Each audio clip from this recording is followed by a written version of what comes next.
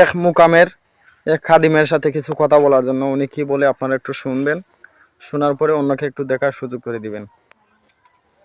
আওয়াল্লিন মুসাল্লিন খুদা বলছেন আল্লাহর কোরআনে, আর বেদ বুঝিয়ে পড়ো নামাজ মুমিনে। যদি মুমিন হইতে চাও ধরে গিয়া মানুষের পাও, চিন্না মানুষ ধরে। নামাজের বেদার কোনটা আমরা তো জানি না।